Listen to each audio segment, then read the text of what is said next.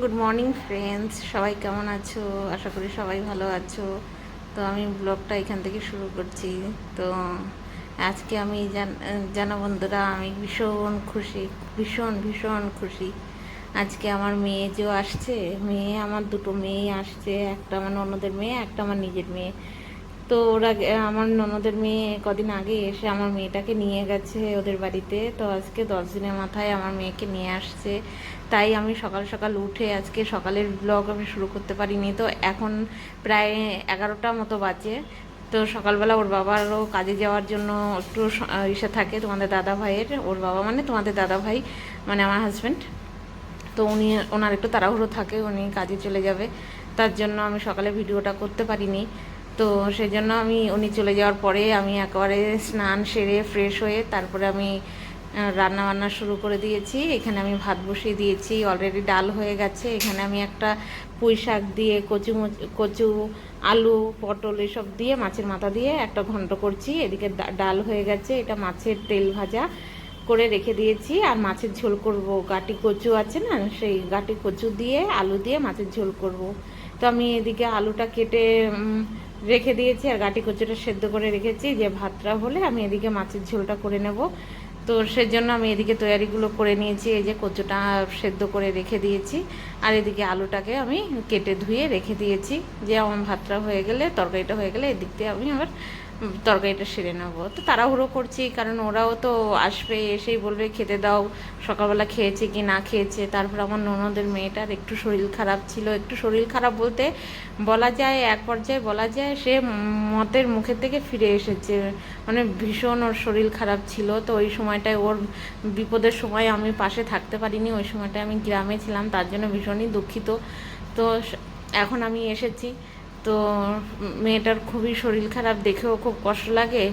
তার জন্য চলো ঠিক আছে, অসুস্থ মেয়ে একটা আসছে, তার জন্য আমি যতটা পারছি তাড়াহুড়ো করে রান্নাবান্না করে নিচ্ছি। আর এদিকে বারবার আমি বাইরে এসে দেখছি যে বৃষ্টি আসছে কি না আসছে, কারণ আকাশটা মেঘলা হয়ে আছে, কখন বৃষ্টি নেমে যায় কোনো ঠিক নেই। তার জন্য আমি এদিকে আবার ঘুরে টুরে দেখছি যে কোন জামা কাপড়টা শুকিয়েছে। সকালবেলা কটা কাচা ধোয়া করেছি, তা এবার হচ্ছে কটা জামা কাপড় হয়েছিল, তো সেই কটা যদি না কাচি তো একটা বাড়িতে লোকজন চলে আসলে তারপরে আর ওইসব হয়ে ওঠে না। তাই জন্য আমি সকাল সকাল উঠেই আজকে বাকি কাজগুলো, যা এক্সট্রার কাজ, সকালের কাচা ধোয়া বলো, যা এক্সট্রা যা কাজ থাকে সেগুলো আমি আগেই করে রেখেছি, যাতে ওরা আসলে সম্পূর্ণ টাইমটা আমি ওদেরকে দিতে পারি।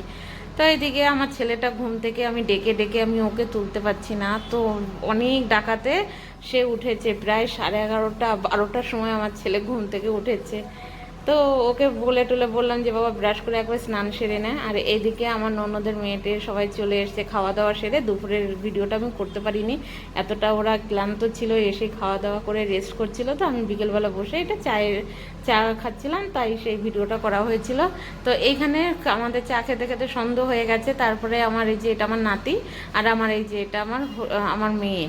তো আমার ছেলে মেয়েকে তো চেনই বন্ধুরা। আর এটা আমার নাতি, আর এই ও আমার হচ্ছে ননদের মেয়ে, তো আমার ভাগ্নি।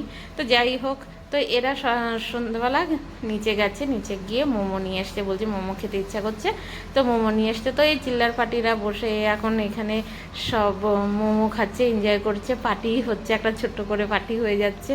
তো ওদের তো ভীষণই খুশি যে এরা মোমো খাচ্ছে। ওদেরকে কিছু দাও না দাও, মানে ভাত তরকারির দিকে এত নেশা নেই যেই পরিমাণে বাইরের খাবার খাওয়ার দিকে নেশা। তো আমি জিজ্ঞেস করছি ওদেরকে, কিরে মোমোটা কেমন লাগছে খেতে। ওরা স্টিম মোমো আর ফ্রাই মোমো নিয়ে এসছে। তো ওরা বলছে মা আসো, ভীষণ টেস্টি লাগছে। তো আমার এদিকে আবার মাংস আনিয়েছিলাম একটু। তো এই মাংসটা হচ্ছে আমার ছেলে মেয়ে এরা না লেগ পিস এরকমভাবে খেতে খুব পছন্দ করে, তো আমি একটু মাঝখান থেকে কাটিয়ে নিয়ে এসেছি যাতে ভেতরে মশলাটা ঢোকে।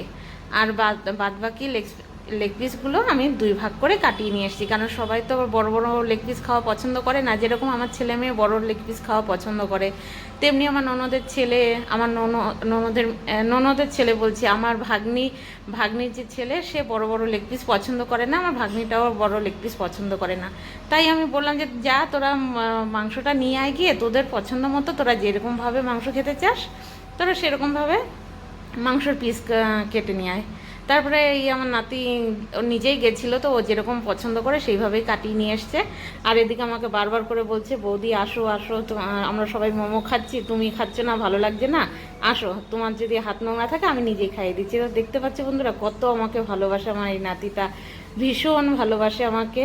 আর যাই হোক, একে আমি অনেক ছোটোবেলার থেকে দেখছি, যখন এর বয়স প্রায় 7-8 বছর, তখন থেকে আমার মানে আমার যখন বিয়ে হয়েছে তখন এর বয়স হয়েছে 7-8 বছর, তখন থেকে এ একে আমি চিনি বা আমার কাছে আসে যায়।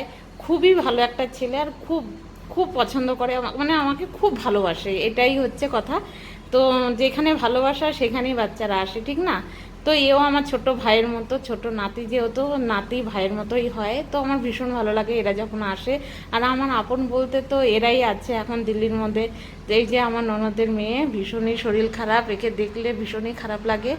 তো যাই হোক, মেয়েটা যে বিপদের মুখে থেকে ফিরে এসেছে এটাই অনেক, ভগবানের দোয়াতে ফিরে এসেছে। তো ওরা এদিকে মোমো খেতে খেতে আর এদিকে ওরা চিলি পটেটো শুরু করেছে খাওয়া, মানে অনেক ওরা বাজার করে এসছে যে আমরা এটা খাবো ওইটা খাবো। প্রায় অনেক দিন পরে বাইরের খাবার খাচ্ছে, তো মানে যেটা পেরেছে সেটাই এনেছে। তো এদিকে ওরা খেতে খেতে আমার রান্নাবান্না সারা হয়ে গেছে। আমার ননদের আমাদের মেয়ে জামাইও এসে গেছে। তো ও ডিউটি থেকে ডাইরেক্ট আমাদের বাড়িতে এসছে। তো এই জন্য আমি তাড়াহুড়ো করে রান্নাটা করে নিচ্ছিলাম, যে জামাই মানুষ আসবে, দেরি হয়ে যাবে খেতে। তো আমার রান্নাবান্না সেরেই তারপর ওদেরকে খেতে দিয়ে দিয়েছি। তো ওই সময়টায় না বন্ধুরা, আমি আর না রান্নার ভিডিওটা মানে আমি আর রাতের ভিডিওটা শেষ করে উঠতে পারিনি, কারণ খাওয়া দাওয়ার পরে একটা মাথায় টেনশন ছিল যে জামাই মেয়েটে এসছে, ওদেরকে কোথায় কি শুতে টুতে দেবো। আমিও তো দিল্লিতে প্রায় 4 বছর পরে এসেছি, তো আমারও এখানে না বেশ কিছু মানে কিছুই নেই বলতে গেলে। তো তাও যে আমার জামাই মেয়ে আমাদের বাড়িতে এসেছে এটাই আমার অনেক আমার ভালো লাগছে। কিন্তু কি, ভালো লাগলে তো হবে না, এটাও দেখতে হবে ওদেরকে কিভাবে শুতে দিতে হবে, কোথায় দিলে ওরা ভালোভাবে শুতে পারবে, এইটা একটা মাথায় কাজ করছিল। সেজন্য আমি রাতের ভিডিওটা আর বেশি বাড়াতে পারিনি, মানে আমি ওইখানে শেষ করে উঠতে পারিনি।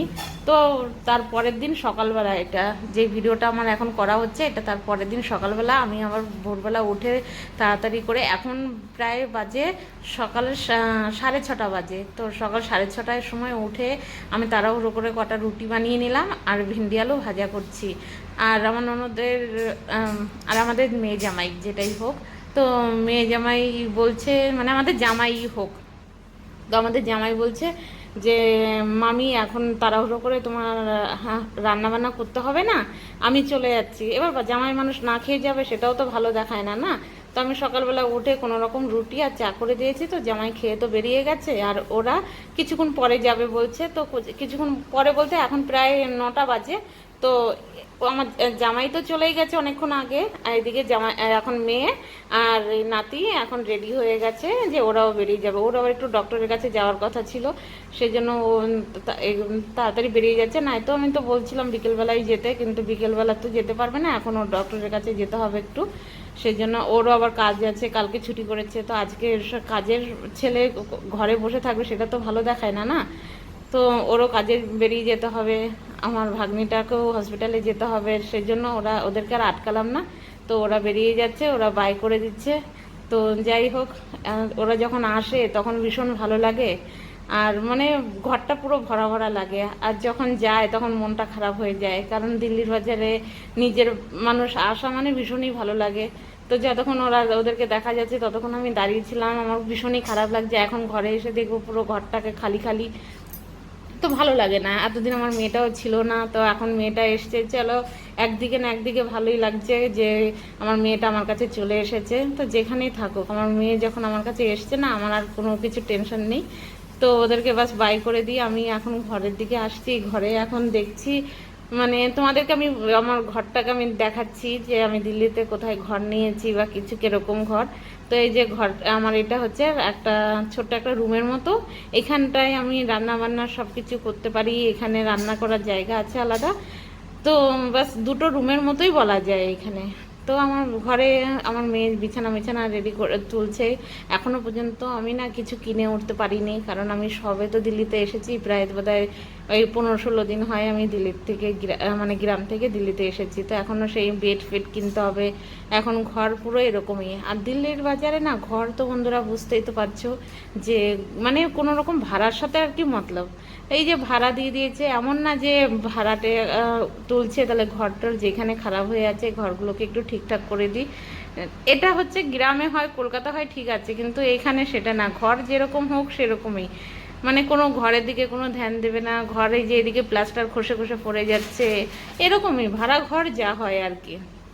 তো যাই হোক, আমি ভিডিওটা আর বেশি বাড়াচ্ছি না, তো ভিডিওটা আমি এখানেই শেষ করছি। তো ভিডিওটা ভালো লাগলে প্লিজ একটা লাইক, শেয়ার আর সাবস্ক্রাইবটা অবশ্যই করে দেবে, যাতে নতুন নতুন ভিডিও আবার সবার আগে তোমাদের কাছে পৌঁছাতে পারে। নিজেরাও দেখো, অপরকেও দেখার সাহায্য করে দাও, আর তোমরা একটু পাশে থেকেও সাপোর্ট করো, এটাই আমার জীবনে অনেক পাওনা হবে। তো